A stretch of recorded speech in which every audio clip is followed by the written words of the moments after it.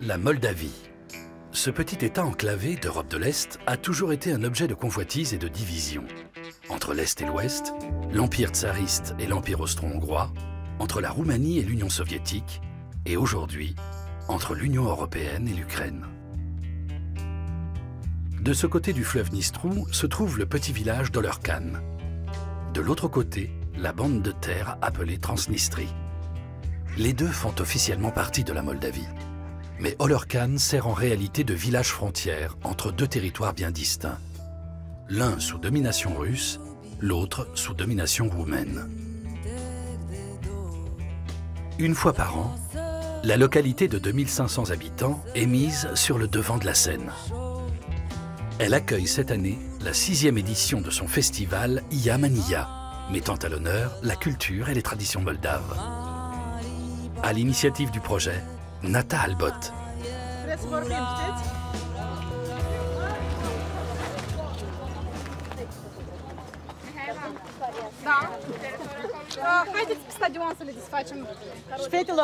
Les filles, il y a 3 affiches différentes et j'ai 4 exemplaires de chaque. Mettez bien à chaque fois les 4 ensemble l'une sur l'autre. C'est un peu comme si on organisait un grand mariage avec énormément d'invités. L'année dernière, on a eu 12 000 visiteurs. Et cette année, on en attend 15 000. On veut que tout soit parfait. Et on fait l'impossible pour y arriver. Depuis quelques jours, le temps est changeant, mais on essaie de rester cool et positif. Et puis les gens nous écrivent pour dire qu'ils viendront même s'il pleut. Je suis sûre que ça va être super. Il y a 6 ans, Nata Albot était partie de l'idée de créer un défilé de mode sur le thème de l'Ia, chemise traditionnelle roumaine brodée à la main. Elle était alors loin d'imaginer l'ampleur que prendrait l'événement.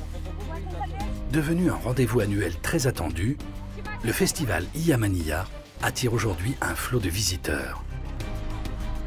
Si elle est épaulée par un bataillon de bénévoles, Nata continue de veiller personnellement sur chaque détail.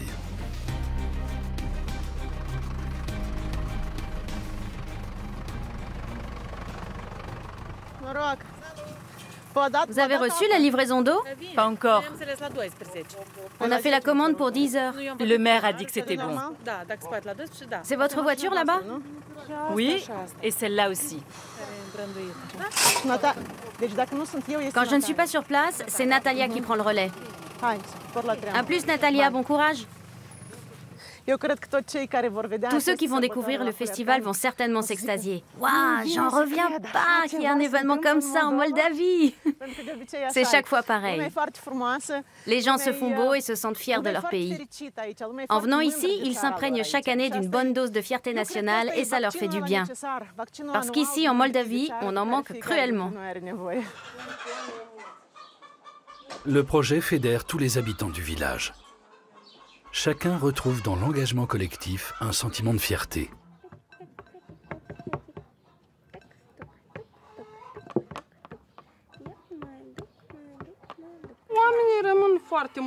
Tout le monde trouve ça super. C'est une journée à part où chacun fait la fête et se détend. On s'amuse beaucoup et quand c'est fini, on n'attend qu'une chose, c'est que ça recommence. Ça nous permet de faire revivre nos traditions qui sont en grande partie tombées dans l'oubli. On doit beaucoup à Madame Nata, qui fait énormément pour notre village et revient ici chaque année. On s'attelle ici à la confection des sarmales, des petits rouleaux de choux farcis enveloppés de feuilles de choux marinées ou de feuilles de vigne. La farce est une garniture de riz mélangée à des légumes.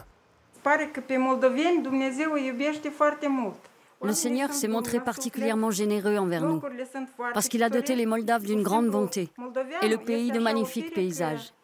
Mais les gens d'ici n'apprécient pas toute cette beauté qui les entoure à sa juste valeur.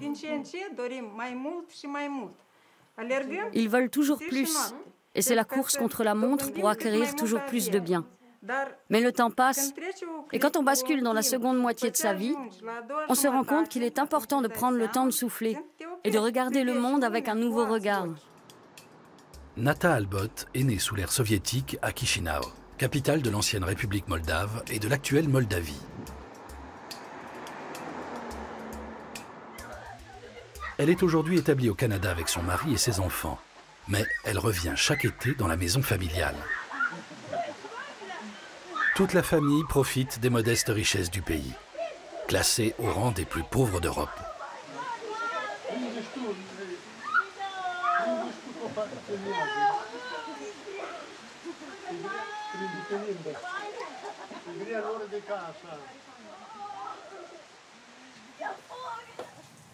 Chez les Albott, il n'est pas un dimanche sans que la mère de Nata ne cuisine des placinta, de délicieux chaussons feuilletés. Une spécialité d'autant plus appréciée qu'elle a le goût d'autrefois.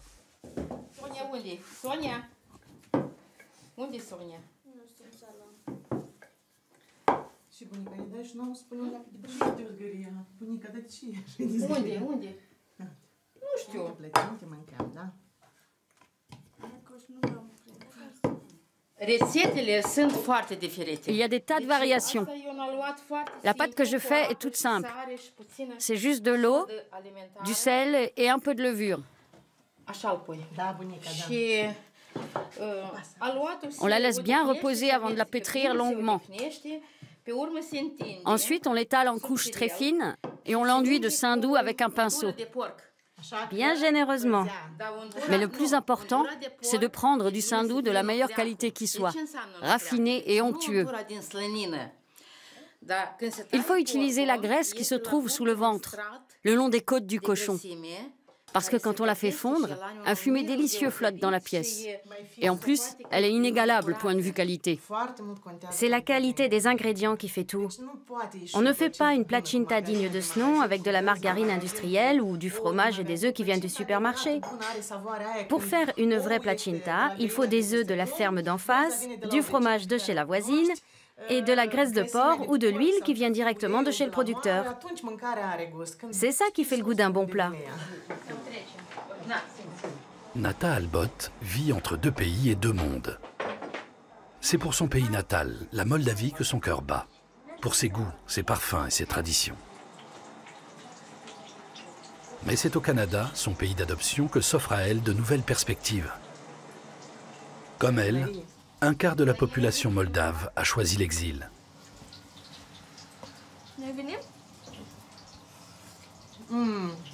Kéfir.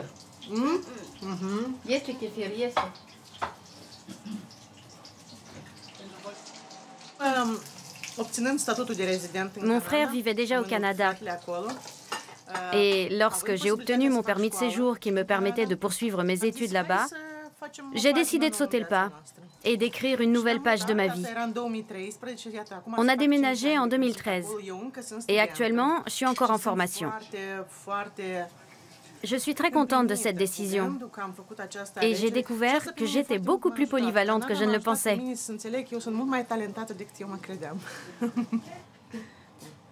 Sonia, viens vite manger une placinta. Ici, tout a le goût de la campagne, pas comme au Canada. Là-bas, on achète beaucoup de choses dans les magasins. Chez notre grand-mère, tout vient du jardin et c'est très bon. Mais en dehors de la nourriture, qu'est-ce qui te manque là-bas? Quand on est au Canada? Je sais pas. Je préfère être ici parce que je peux aller dans la nature comme je veux. Pour les grands-parents, en revanche, pas question de déménager. Nous ne pouvons pas nous arracher à nos racines et partir là-bas. C'est ici qu'on se sent chez nous. Un vieil arbre qu'on replante ne donne pas de nouvelles racines. Un jeune arbre, oui, mais pas un vieux. Pour nous, c'est pareil.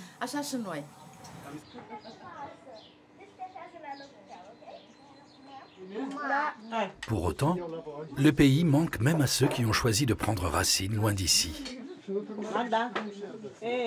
Pour adoucir un peu l'exil, Nata a créé un blog où elle emmène ses lecteurs à la découverte de la Moldavie d'hier et d'aujourd'hui. Lesquelles vous préférez? Celle-là, celle-là et celle-là. Toutes quoi? Et toi, Magda, laquelle tu préfères? Celle au fromage ou celle aux herbes? Celle aux herbes.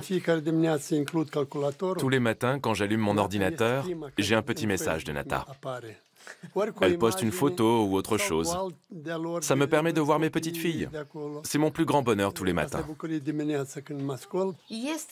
Je suis triste que toute notre famille ne soit pas réunie. Ne serait-ce que pour les cerises. Il n'y a personne pour en profiter. Nous avons aussi un petit-fils qui aura 18 ans en août. Lui aussi vit au Canada. On serait bien sûr très heureux qu'ils soient tous là, comme avant. C'est dommage qu'ils soient obligés de partir à cause de la situation dans laquelle se trouve notre pays. Mais on espère que les choses s'amélioreront et qu'ils pourront revenir. L'espoir d'un avenir meilleur semble bel et bien se dessiner dans le pays. Partout fleurissent de nouvelles entreprises et de nouveaux projets.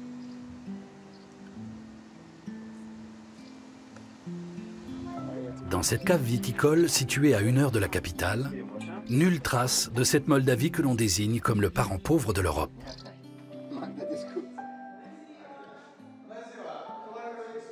On vous a apporté des placinta. Les cerises étaient mûres. Du coup, on a fait des placinta aux cerises. Merci, et moi je vous invite à déguster mon vin. La famille Abbott est toujours la bienvenue ici. Ion, le père de Nata, est un énologue reconnu dans le pays et un ancien camarade d'études de Boris Gaïna, le directeur de l'exploitation. Les deux experts en vin se réjouissent du virage pris par l'industrie viticole moldave, qui privilégie désormais la qualité à la quantité. Mais bien que le pays ait une longue tradition viticole, nombre d'exploitations ne se relèvent que lentement de plusieurs années de déclin. Les installations flambant neuves sont d'origine allemande et italienne, et les cuves en inox de fabrication moldave. Le temps où l'on travaillait avec du mauvais matériel est révolu.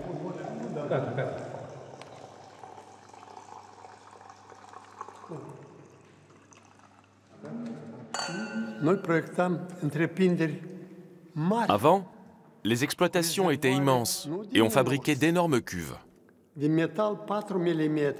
Elles n'étaient pas en inox mais en acier et faisaient 4 mm d'épaisseur, 12 mètres de haut et 10 mètres de diamètre. La Russie, qui représentait un énorme marché, absorbait tout. La qualité ne jouait aucun rôle, seule la quantité importait. Il fallait produire le plus possible. Mais depuis 15-20 ans, Une révolution est en marche. Une grande révolution agro-industrielle.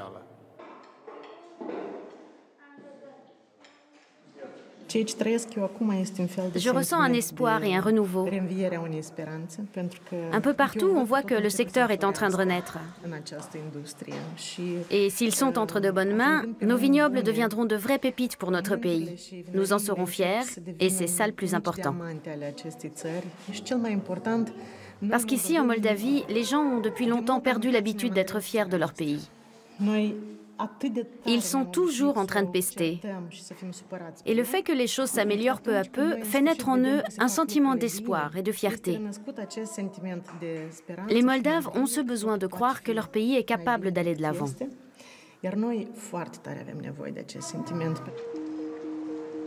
Chișinău est la capitale de la République de Moldavie, indépendante depuis 1991. Centre économique et culturel, la ville, qui compte plus de 500 000 habitants, est à l'image du pays, un patchwork d'influences. La majorité de sa population parle le russe et le roumain. Désireuse de créer des ponts entre les deux cultures, Nata a fait publier un livre de contes dans les deux langues. Un projet qui lui tient particulièrement à cœur. Pour le lancement du livre, Nata a convié une invitée de marque, la chanteuse Iulia Panic du groupe Viadaka, qui compte déjà en Moldavie de nombreux fans.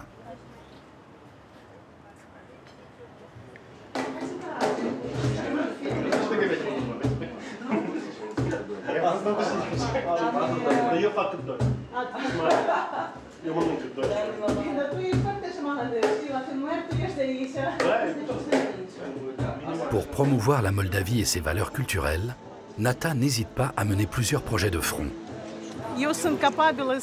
Quand je suis passionnée par quelque chose, je fonce. Et ce projet est très important pour moi. C'était un de mes rêves. Nos histoires et nos légendes représentent un incroyable trésor culturel dont on ne trouve aucune trace dans les archives. Et la concrétisation de ce projet, c'est un livre de contes bilingue qui peut être lu dans les deux langues, en russe et en roumain, par les enfants comme par les adultes. Il s'agit d'un très beau recueil d'histoires que j'ai moi-même trouvé surprenante.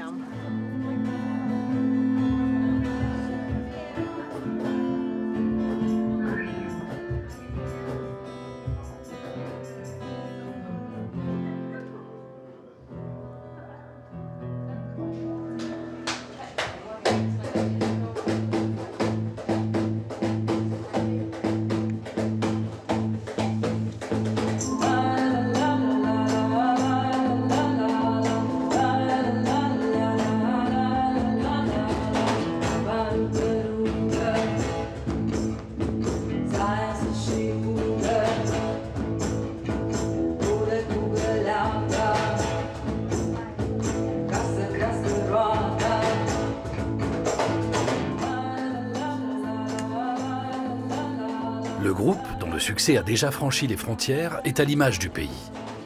Un brassage de personnalités au parcours multiples. Peut-être l'une des clés de son fulgurant succès.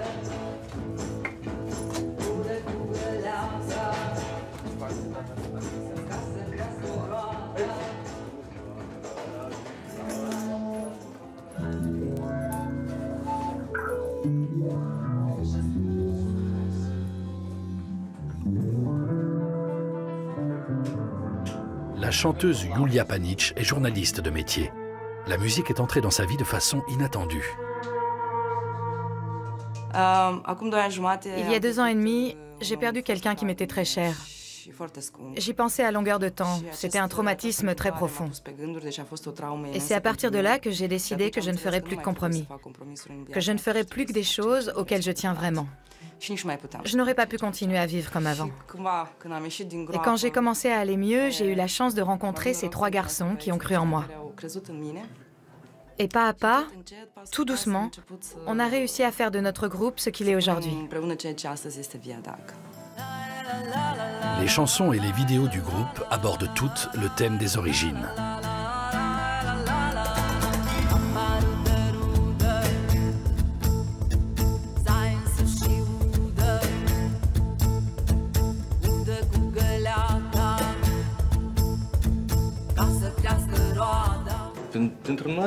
D'une certaine façon, notre musique s'apparente à un état second.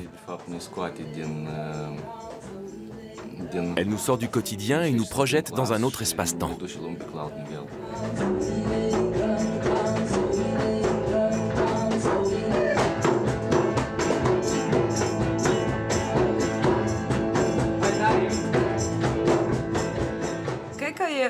Elle nous vient, je crois, d'ailleurs, de quelque chose que nous avons oublié et qui est resté accroché à notre inconscient. Cette musique ancienne que jouaient nos ancêtres, les Dasses, les Vikings et les anciens peuples slaves, c'était une musique qui guérissait l'âme. Ce sont des rythmes répétitifs et des sons graves que l'on ressent ici, dans le ventre. Et nous, on part de ces sons anciens et on utilise les techniques actuelles pour créer notre propre son.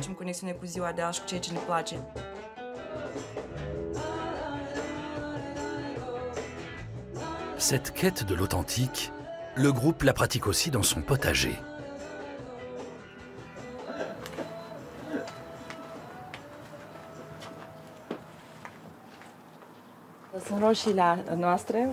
Ce sont nos tomates.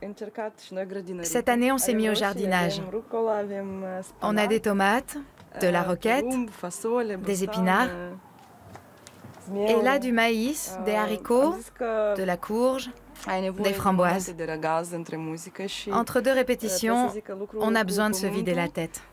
Et le jardinage est un bon moyen de se détendre. Il te reconnecte à la terre et te donne de l'énergie. Sandu, le pianiste, et Mircea, le bassiste, ont tous les 2 suivi des études de gestion et ont occupé dans leur vie antérieure divers postes dans l'administration. Mais c'est dans la musique qu'ils ont trouvé leur voie, chez eux, en Moldavie. J'ai vécu à Bucarest et j'ai beaucoup voyagé dans toute l'Europe. Pendant un temps, j'ai vécu chez mon oncle à Kassel, en Allemagne. Je suis allé un peu partout, mais je finis toujours par revenir ici. Parce que, comme on dit, la terre natale se rappelle toujours à toi. Et moi, c'est ici que j'ai mes racines. Et je ne me verrai pas vivre à l'étranger. Ma vie ici me convient, je suis heureux comme ça. On se sent bien chez soi. Quand elle revient chez elle, c'est guidée par la quête d'authenticité et la redécouverte de ses racines que Nata donne vie à ses projets. Bien le bonjour, mesdames. Bonjour. Qu'est-ce que vous faites? Vous faites sécher les tapis? Oui, quand il fait beau, comme aujourd'hui, il faut absolument les mettre à l'extérieur. Parce que parfois, les mites y pondent leurs œufs. C'est pour ça qu'il faut bien les aérer. Ces tapis ont une très grande valeur pour nous. Nos anciens les conservaient dans des malles. Mais on n'en retrouve plus beaucoup aujourd'hui. Et s'ils ont autant de valeur pour nous, c'est parce qu'ils nous permettent de redécouvrir les motifs traditionnels des tapis du XVIIIe siècle. J'aimerais prendre une photo. Grâce à vous, le passé revit.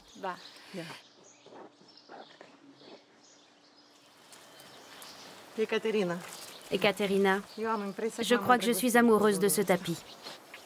Vous voulez bien me le mettre de côté, s'il vous plaît? D'accord. On l'emmène à l'atelier? J'ai le coup de foudre.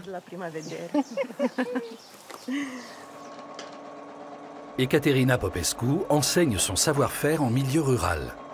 Vous n'auriez pas dû choisir votre laine sous la lumière artificielle. Il faut la voir sous la lumière du jour. Parce qu'une fois teinte, elle prend parfois un aspect taché. Et il faut bien respecter les dimensions. Il faut que la largeur soit la même ici et là. Si vous voulez avoir un sac de qualité, il faut que les dimensions soient bien respectées. À l'atelier de tissage, les femmes suivent une formation diplômante de 2 ans. Une qualification qui leur permet d'apporter une contribution, aussi modeste soit-elle, aux revenus du foyer.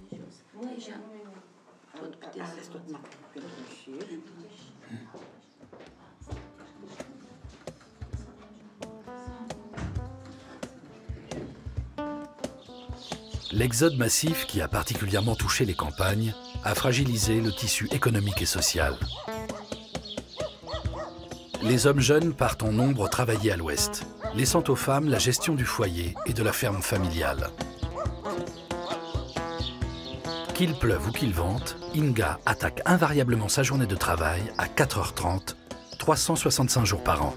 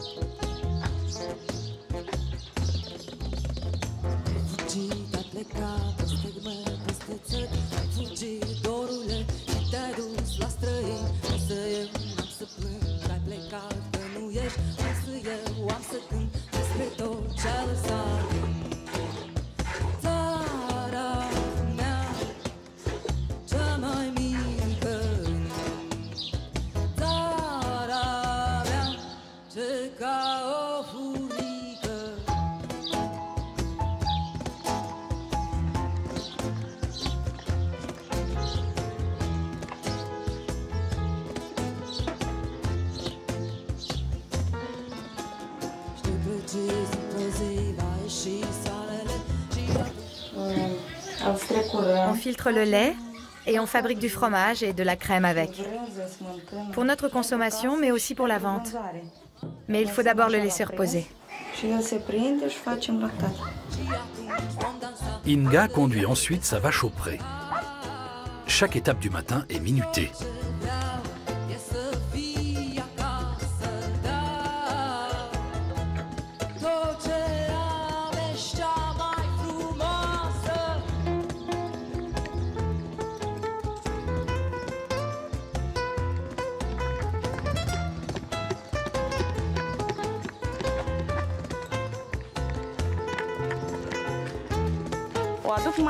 Le matin, j'emmène d'abord ma vache au pré. Et une fois que je me suis occupée d'elle, je peux m'occuper du reste.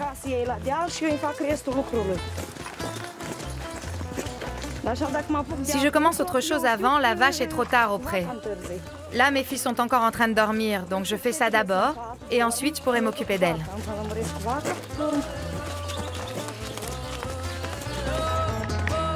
À 6 heures, Inga revient au pas de course pour s'occuper de la maison et des enfants. Elle se rendra ensuite à l'atelier de tissage. Elle emploie son après-midi à poser le plancher de la nouvelle maison.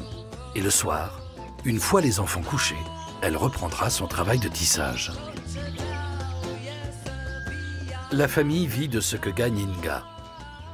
Les revenus de son mari servent à financer leur nouvelle maison. Il part à chaque fois pour plusieurs mois. Là, il est en Allemagne depuis le mois d'avril. Et quand il revient, on continue les travaux de la maison. Il reste quelque temps et ensuite il repart.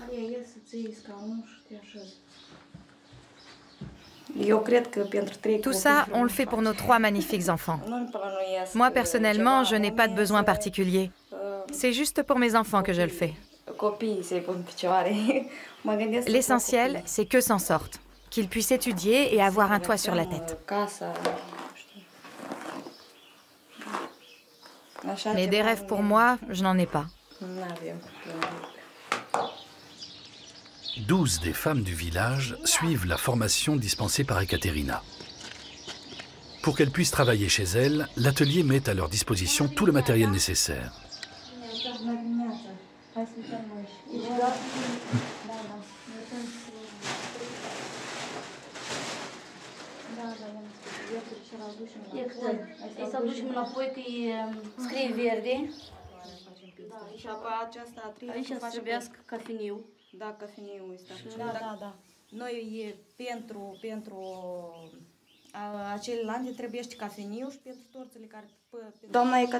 C'est Ekaterina Popescu qui nous donne les modèles que nous devons tisser.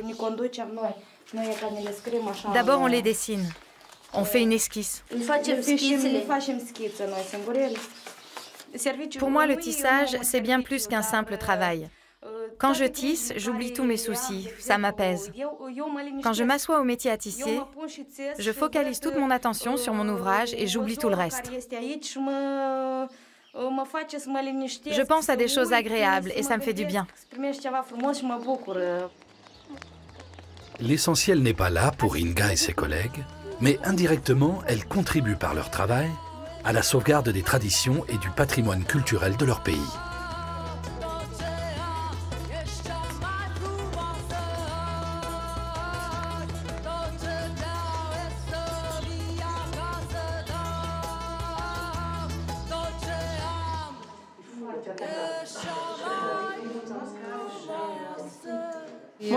Comment s'appelle ce motif? Ce motif, c'est la crête de coq. Ce qui est joli ici, c'est l'association du rose tendre avec le bleu foncé. Il s'agit d'un tissage particulier, non? Oui, le tissage est un peu plus épais. Ça permet de porter ce type de chemise aussi par temps frais. L'IA est aujourd'hui bien plus qu'un simple habit du dimanche. L'IA est un élément de notre tenue traditionnelle. Elle fait partie de l'identité de notre pays, un peu comme nos tapis. Si nous n'avions pas d'identité, nous n'aurions pas de pays. L'IA tient donc une place essentielle dans notre culture. On a tout fait pour enlever à notre peuple son identité, sa spécificité culturelle. Et tout ce que fait Ekaterina, les tapis, les chemises, les nappes, c'est pour nous une façon de suspendre le temps et d'une certaine manière d'empêcher qu'on ne soit trop vite emporté par la vague de la mondialisation qui standardise tout, qui fait que nous avons tous les mêmes vêtements et les mêmes parfums. Défendre nos traditions nous permet de nous démarquer des autres. À Chisinau, en revanche, la vague de la globalisation a poursuivi sa course. C'est un autre visage de la Moldavie que la capitale arbore.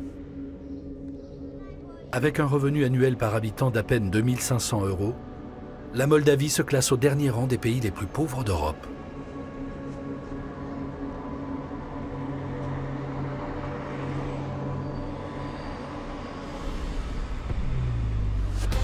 Un chiffre moyen qui cache toutefois d'énormes disparités, car le fossé entre riches et pauvres continue de se creuser. Le petit État compte désormais une classe fortunée.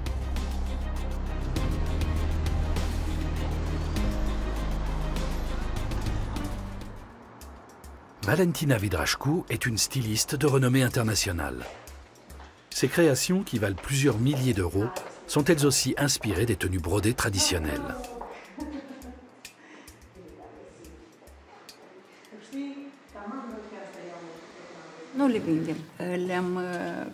Celle-ci n'est pas à vendre. Je l'ai conçue en collaboration avec le peintre roumain Ștefan Chilțea. Celles-ci font aussi partie de la collection. Il a conçu toute une série de motifs représentant des femmes élégantes. C'est magnifique. Beaucoup de ces tableaux sont absolument superbes. Si Valentina Vidrașcu reçoit des propositions de New York et Paris, elle préfère rester à Chișinău, au plus près de sa source d'inspiration.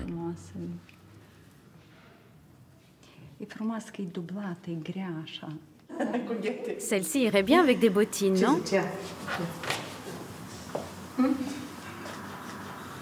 Chaque pièce est unique et peut être reproduite sur mesure à la demande des clientes.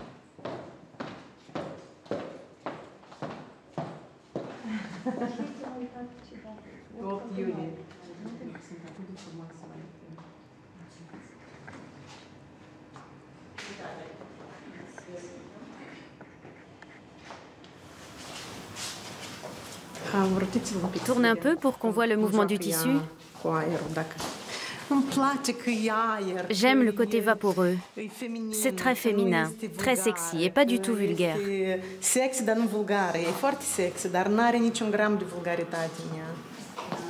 Super! Peu de femmes moldaves ont les moyens d'acheter l'une de ces robes. Mais avec son atelier de confection, Valentina Vidrașcu représente un atout pour son pays.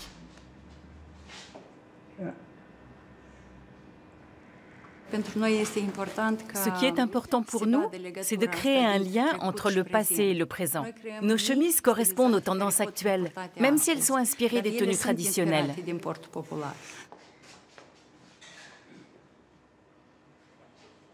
Je me plais à imaginer que les femmes qui achètent une de nos Zia ou de nos robes la donneront peut-être un jour à leur fille ou à leur petite-fille. L'IA est un vêtement intemporel qui se transmet de génération en génération. Et je suis toujours très heureuse quand je vois des femmes porter les tout premiers vêtements que j'ai créés en 2005. Nata était la première à m'acheter une IA, et elle l'a toujours. Et probablement que ses filles la porteront à leur tour.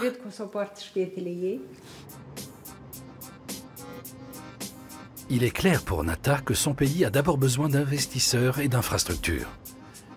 Mais il faut aussi en redorer l'image en créant un nouvel élan collectif. Et Nata compte bien y contribuer avec son blog, ses livres et son festival.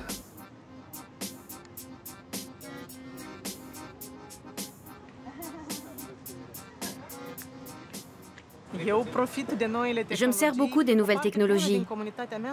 Ceux qui lisent mon blog sont pour la plupart des Moldaves expatriés qui sont nostalgiques du pays. Et ils n'ont de la Moldavie que l'image relayée par les réseaux sociaux ou les journaux, et qui n'est jamais très reluisante. Alors que sur mon blog, ils peuvent découvrir une nouvelle cave, un super designer, un festival, et tout ça véhicule l'image d'une Moldavie telle qu'ils aimeraient eux-mêmes la voir, et telle qu'ils aimeraient que d'autres Moldaves la voient. À tel point d'ailleurs que je m'implique énormément pour que les choses changent. Durant l'été, des manifestations anti-corruption ont rassemblé plusieurs milliers de personnes dans les rues de Chișinău.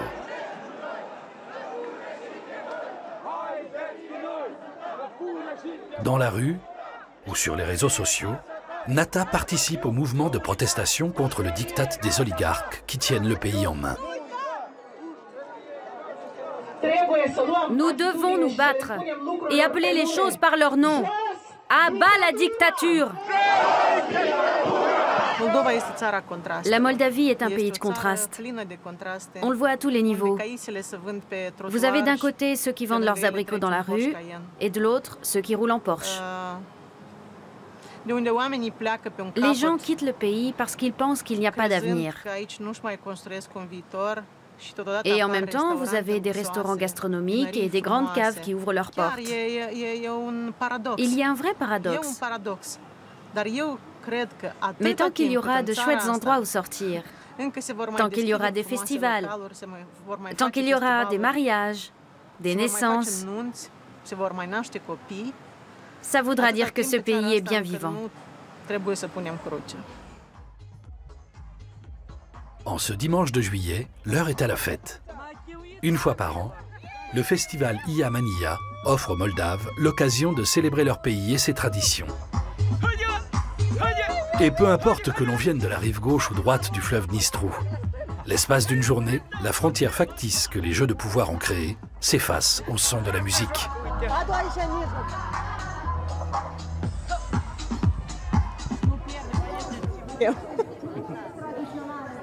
Ne me fais pas pleurer, je suis déjà assez fatiguée comme ça.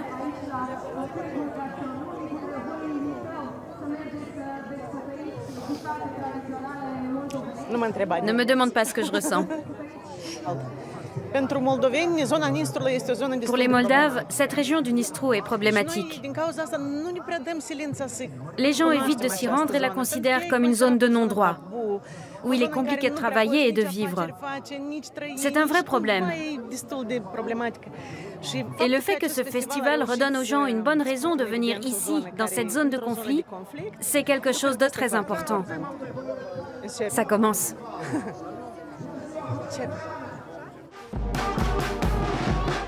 Accompagné par le batteur du groupe Via Daka, l'orchestre local donne le coup d'envoi du festival.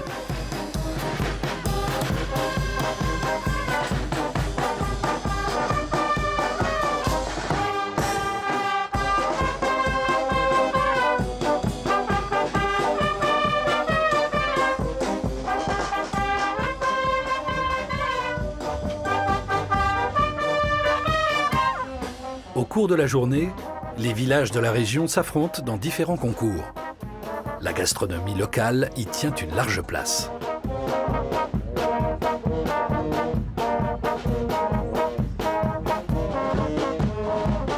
Les sarmales doivent être cuits à la vapeur pendant 4 heures, un jour avant d'être dégustés. Et ce n'est qu'une fois réchauffés qu'ils sont le plus savoureux. On a commencé à l'aube. On a à peine dormi pour que tout soit prêt à temps et faire un service digne de ce nom.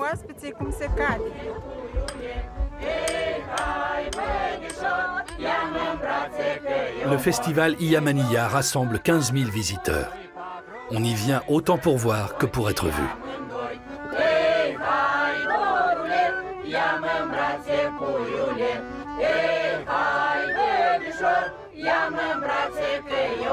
Une vitrine parfaite pour Ekaterina Popescu et son atelier de tissage. L'éducation soviétique nous a arrachés à nos racines, si bien que nous ne savons plus d'où nous venons ni où nous allons. Personne ne s'est soucié de préserver toutes ces magnifiques valeurs culturelles qui définissent notre véritable identité. Et mon objectif, c'est de faire revivre ces valeurs qui se sont perdues. Mais le festival n'a plus pour seule vocation de remettre au goût du jour les anciennes chemises brodées. Le défilé, qui était à l'origine uniquement dédié à l'IA, présente aujourd'hui les créations de jeunes stylistes moldaves venus des 4 coins du pays. Il s'agit pour certains d'un véritable tremplin.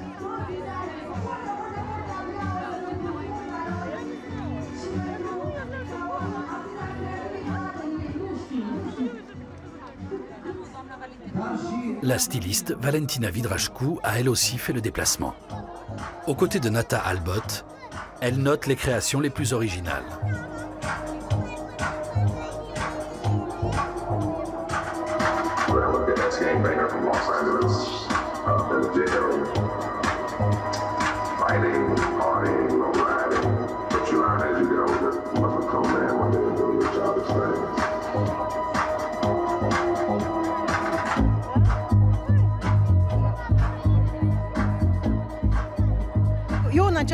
Ce défilé donne un bon aperçu de la façon dont on peut allier tradition et modernité avec goût. Moi-même, je pourrais porter un de ces vêtements, même ceux de la collection pour hommes. Les costumes sont très sympas. Ils sont sobres et de bon goût. Il y a dans ce pays une nouvelle génération de créateurs qui cherchent à se démarquer et à se dépasser. Et je suis extrêmement heureuse que ce festival leur offre la possibilité de se faire connaître. Valentina Vidrașcu y présente sa dernière collection, hors compétition.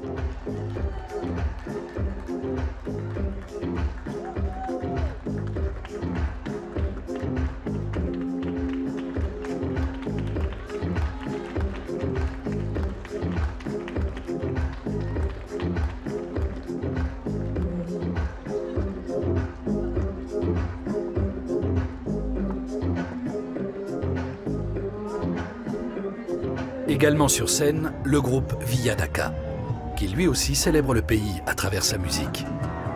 Un pays qui est tout pour Sandu. Une maison, un berceau, l'amour.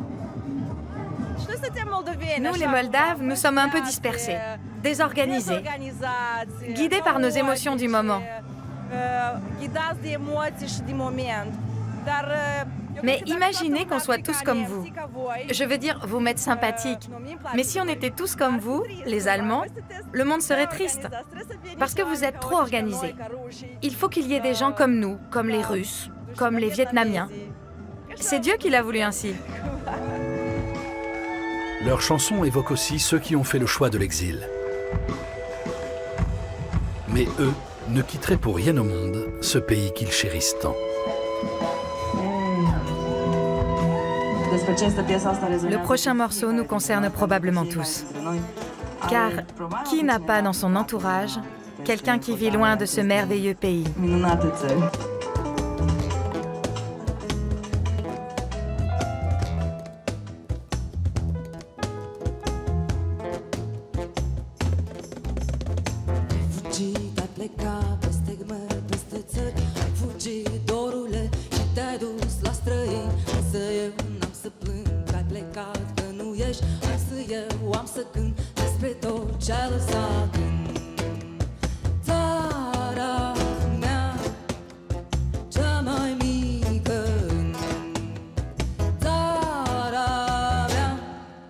God.